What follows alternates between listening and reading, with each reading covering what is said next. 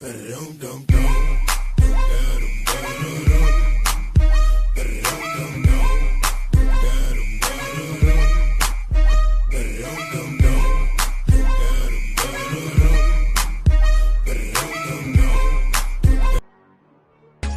now and press the bell icon. Never miss an update. Hello students, welcome to this session. That is the lecture number 3rd of the digestion of biology unit number 5. In the previous video, we had already discussed about the gastric glands, esophagus, intestine. We have two types of intestine, that is called small and the large. Now we will learn about the histology, that is of the alimentary canal. There are the 3 layers of this alimentary canal. First one is known as the serosa. First layer is called serosa. Second layer is known as the muscle layer, and third layer is called submucosa, and fourth one is known as the mucosa. So we have the 4 layers of the alimentary canal. First one is called serosa, which is the outermost layer, and in esophagus this serosa is known as the tunica adventitia, and which is made up of the WFCT. What do you mean by the WFCT? White fibrous connective tissue, right? तो हमारे जो stomach जो serosa की जो layer है oesophagus के अंदर वो ट्यूनिका एडवेंटिया कहलाई जाती है, और ये WFCT की जो है बनी हुई रहती है. सेकेंड लेयर की बात करते हैं, just inner to the serosa. It's called the muscle layer, and it is 2 types, longitudinal plus circular. In the stomach, oblique muscles are present. तो सेकेंड लेयर हमने कौन सी पढ़ी? That is called the muscle layer होती है, जो कि longitudinal plus circular in दोनों से मिलके बनी रहती है. इसमें 2 टाइप की मसल्स प्रेजेंट होती है, लॉन्गिट्यूडनल और एक सर्कुलर. और हमारे स्टमक के अंदर पूछा जाता है कि भाई कहाँ पर आपकी ऑब्लिक मसल जो है वो प्रेजेंट होती है, तो स्टमक के अंदर जो है वो ऑब्लिक मसल जो होती है वो प्रेजेंट होती है, right. Third layer just inner to the muscle layer is called the submucosa, and in this submucosa the blood vessels, limbs and the nerves are present, right. इस submucosa के अंदर blood vessels, limbs, nerves ये सब चीज़ें present होती है. और जो ब्रूनर ग्लैंड्स आपने सुना होगा, ये हमारे submucosa of the duodenum के अंदर present होती है. किसके अंदर? submucosa of the duodenum के अंदर present होती है ब्रूनर ग्लैंड्स. तो Brunner glands are present in submucosa of the duodenum, that is very important. Then we talked about the 4th layer, that is known as the mucosa. Mucosa, it is an innermost layer of this alimentary canal with villi, rugae, crypts of the Limbercorn, Paneth cells. ये सब क्या है? mucosa से बनी हुई रहती है, right? So हमने 4 layers पढ़ी. इसको हम एक ट्रिक के थ्रू भी याद कर सकते हैं, that is called the SMSM. S for serosa for outermost के लिए, then muscle layer, then submucosa and then mucosa, right. अब हम देखिए यहाँ पे कुछ स्टेटमेंट्स लिखे हुए हैं. Esophagus lies outside the coelom. जो आपको esophagus है वो lie करता है outside the coelom. It is the outer wall, is not covered by. इसकी जो outer wall होती है वो covered नहीं रहती, that is by the serosa, but it is covered by the tunica adventitia made up by WFCT. We already learned, मैंने आपको यहाँ बता दिया इस डायग्राम के थ्रू कि यहाँ पे इसोफेगस को सिरोसा की लेयर ना कह के ट्यूनिका एडवेंटिशिया कहा जाता है, और उसको WFCT की जो है वो बनी हुई रहती है, मेनली फॉर इसोफेगस के लिए, राइट.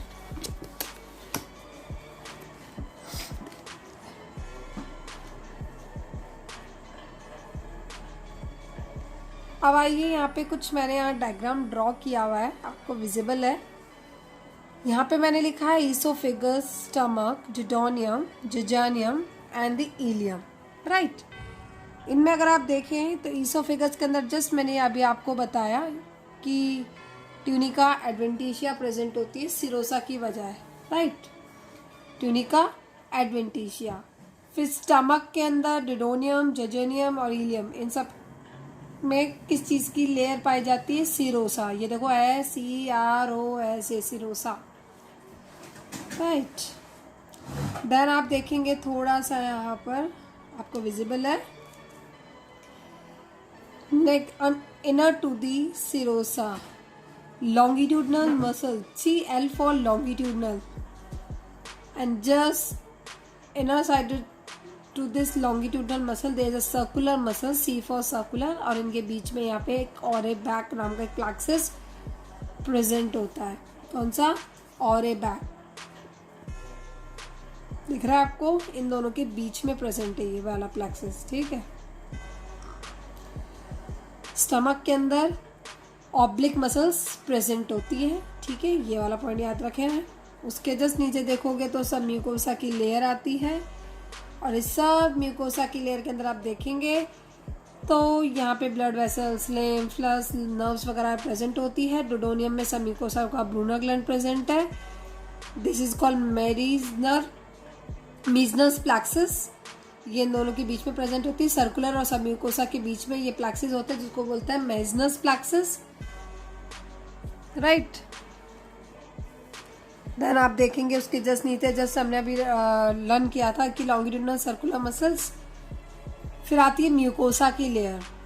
ठीक है, तो म्यूकोसा की लेयर जो अंदर ही अंदर इनरमोस्ट जो लेयर होती है उसको बोलते हैं कॉल्ड द म्यूकोसा की लेयर एंड दिस म्यूकोसा है द 3 लेयर। देखो लैमिना प्रोपिया जो कि माल्ट प्रेजेंट है, यहाँ पे आप देखोगे एपिथेलियम प्रेजेंट है, फिर यहाँ लेयर जा रही है। स्टमक के अंदर वही बात है कि म्यूकोसा रग बनाती है, वही म्यूकोसा डोडोनियम के अंदर जाके विलाइज बनाती है।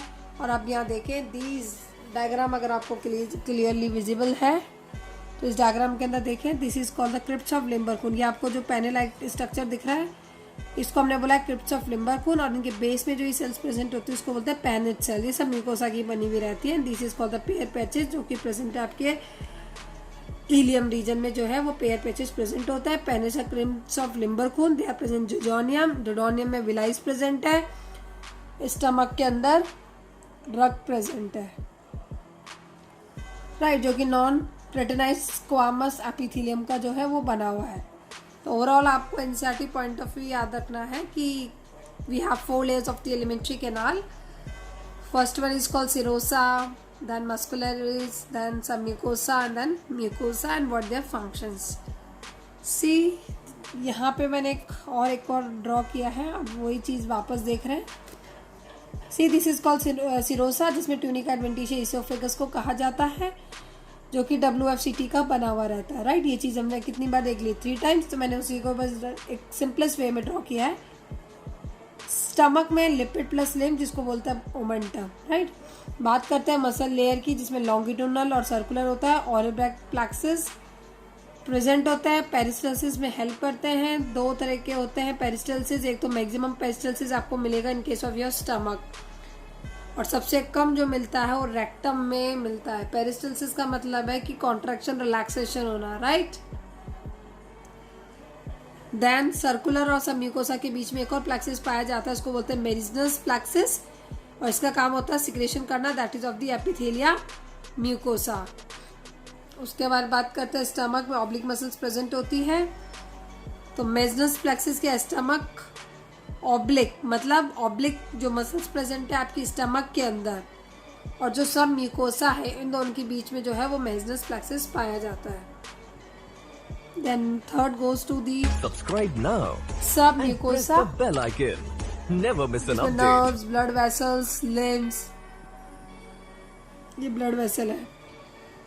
ठीक है, nerves, blood vessels and lymphs present होता है। आपको पता है ब्रूनर ग्लैंड्स प्रेजेंट होता है डोडोनियम में और ये ब्रूनर ग्लैंड्स का काम होता है कि to secrete the mucus plus carbonates to protect the from HCl. Then moves to the innermost called mucosa with the muscle layers, muscularies, longitudinal circular muscles present होती है। Lamina propria, माल्ट प्रेजेंट होता है। 2 types की sales होती है, isolated and एग्रीएट जिसमें pair patches present होते हैं इलियम वाले रीजन में। And this is called the basis epithelium में, that is called the crypts of Lieberkuhn present है। पेनेट सेल्स प्रेजेंट है, डेफिनेंस है और लाइजोजाइम्स है। Not it so important according to the need. आपको सिर्फ अपना एक तो सब म्यूकोसा ब्रूनर ग्लैंड्स याद रखना है डोडोनियम के अंदर, बाकी 4 लेयर्स के नेम याद रखने हैं और इनके क्या फंक्शंस होते हैं वो याद रखने हैं, बाकी ज़्यादा कुछ इसमें से ज़्यादा याद नहीं करना है। Now move to the your pancreas. Pancreas की अगर हम बात करते हैं तो पेनक्रिया में क्या चीज़ देखें, हमें पता है कि ये heterocrine or the mixed gland. Why we called as a heterocrine or the mixed gland? Because it has a both functions. It functions exocrine also and endocrine also.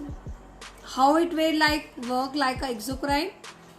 किस तरह से वो वर्क करता है? एक्सोक्राइन में 99% पार्ट जो होता है उसका मेनली एक्सोक्राइन ही फंक्शन होता है और एंडोक्राइन तो ओनली इसका 1% होता है। एक्सोक्राइन ग्लैंड जो सिक्रेशन उनका directly goes into the ducts में जाता है। एंडोक्राइन जो उनका सिक्रेशन होता है वो मेनली ब्लड में ही चला जाता है डायरेक्टली। इनके पास डक्ट्स होती है, इनके पास डक्ट नहीं होती है ना। तो एक्सोक्राइन की अगर हम बात करें तो एक्सोक्राइन में हमको देखने को मिलता है कि यहाँ पे पेनक्रेटिक एकिनी प्रेजेंट होती है। यहाँ देखें आप डायग्राम में, these are the many ductules originated हुई है and that open into the duct of the Wirsung. ये जो डक्ट जा रही है इसको बोलते हैं डक्ट ऑफ वायरसेंग। इसके अंदर ये खूब सारी डक्ट्यूल जो है वो ओपन हो रही है। इतना इंपॉर्टेंट आपको याद नहीं रखना, आपको सिर्फ याद रखना है pancreas which is called heterocrine और mixed gland. Why we called as a mixed gland or the heterocrine gland because it works functions both like exocrine as well as the endocrine। ये दोनों functions की तरह work करता है, exocrine भी और endocrine भी। और एक gonads भी होता है जो heterocrine gland होता है। ये दो ही होते हैं जो दोनों की तरह वर्क करते हैं, as well as exocrine as well as the endocrine।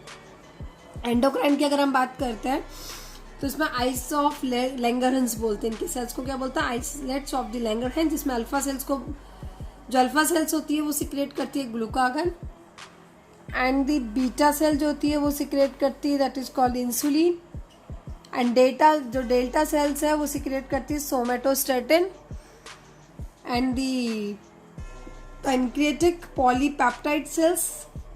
ये 4 टाइप्स की सेल्स प्रेजेंट होते हैं इन केस ऑफ द आइस of Langerhans which is called endocrine portion of your pancreas. Mainly आपको जो कंसर्न रखना है that is with the alpha cell and that called your beta cell. Alpha cell which secrete the glucagon and the beta cell that is called the insulin secrete करता है। ये दो important आपको point of view याद रखना है। Now we talked about the liver. See this is called the liver. So liver divide in 2 parts में, right and left. 5th 6th जो पार्ट होता है इसका 5/6 वो राइट। तो राइट वाला जो लीवर होता है वो बड़ा होता है थोड़ा सा, जो 1/6 वाला जो पार्ट होता है वो आपका लीवर का लेफ्ट हैंड वाला पार्ट होता है थोड़ा सा छोटा होता है। इसके जस्ट ऊपर आप यहाँ देख रहे हैं ब्लैक कलर का डायग्राम में, सी दिस इज कॉल्ड डायफ्राम। उसके जस्ट नीचे आपका लीवर प्रेजेंट है। यहाँ लीवर के अंदर देखोगे this is called hepatic lobules और इनके अंदर कुछ हिपैटोसाइट्स की सेल्स प्रेजेंट होती है। दिख रहा है आपको डायग्राम में कि यहाँ पे दिस इज कॉल्ड दी, जो आपको लिख रहा है ना हेक्सागोनल शेप की जो ग्लोब्यूल्स है जिसको बोलते हैं hepatic globule which is the structural and functional unit मानी जाती है that is of the liver की। तो कौन सी स्ट्रक्चर एंड फंक्शनल यूनिट है that is of the liver? That is called hepatic globule और इसके अंदर हेपेटोसाइट सेल्स प्रेजेंट होती है। अगर हम यहाँ देखें इन दोनों के बीच में, ये दोनों लीवर कैसे अटैच होता है? With the help of the falciform ligaments के थ्रू। इनके बीच में एक फाल्सीफॉर्म लिगामेंट प्रेजेंट होता है जिसके थ्रू राइट और लेफ्ट एक दूसरे से क्या स्टिक रहते हैं। नाउ इन दोनों लीवर से क्या होगा, यहाँ से अब इनकी डक्ट्स वो निकल के आएगी डक्ट्स, तो उनको बोलेंगे हिपैटिक डक्ट। हिपैटिक डक्ट क्यों कह रहे हैं? क्योंकि दोनों लीवर से निकल के आ रही है तो उसको बोला जाता है हिपैटिक डक्ट। दोनों आके ज्वाइंट हो जाएगी तो उसको बोलेंगे कॉमन हिपैटिक डक्ट। क्लियर है?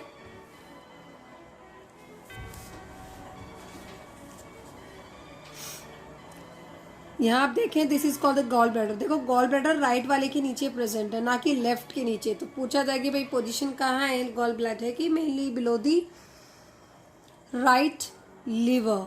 इसके जस्ट नीचे आपका गॉल ब्लैडर प्रेजेंट है। इसके डक्ट को बोला जाता है सिस्टिक डक्ट। क्या बोलते हैं इसको?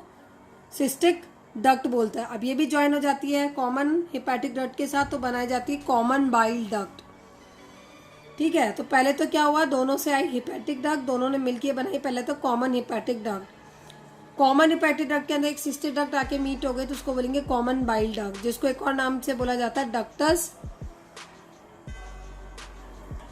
कोलेडिकस। ठीक है, डक्टस कोलेडिकस से कॉमन बाइल डक्ट का ये दूसरा नाम है। उसके आगे आप देखेंगे नीचे यहाँ पे एक स्प्लिंटर प्रेजेंट होता है, स्प्लिंटर ऑफ बोइडॉन। यहाँ पे एक स्प्लिंटर प्रेजेंट होता है, उसको बोलते हैं स्प्लिंटर ऑफ दी बोइडॉन। ये पेनक्रिया सीधे ये जो डक्ट है ये आके खुली in case this is called the pancreas which is heterocrine gland pancreas. और यहाँ पे आप देखिए this is called the duct of the Santorini and this is called the duct of the Wirsung, जिसके अंदर ये सब खुल रही है। देखो मैंने बताया था पहले आपको कि मैनी डक्ट्यूल्स खुल रही है, that is in case of the duct of Wirsung. तो see in the diagram here कि यहाँ पे आप देख रहे हैं खूब सारी डक्ट्स आ रही है, वो डक्ट ऑफ वायरसन के अंदर क्या हो रही है, खुल रही है। और फिर यहाँ से क्या है, दिस इज कॉल्ड डोडोनियम, जो सी शेप लाइक स्ट्रक्चर बनता है डोडोनियम, उसके अंदर ये जाके सब खुलती है with the help of the splinter that is called the splinter of ODI. It is mentioned in your book कि splinter of ODI. The bile duct and the pancreatic duct, जो bile duct है ये वाली और एक आई pancreatic duct, ये सब कहाँ खुल रही है, they opens together, that is in the duodenum में खुल रही है, वो भी as a common hepatic pancreatic duct which is known as the splinter of ODI. It is guarded by the splinter of ODI.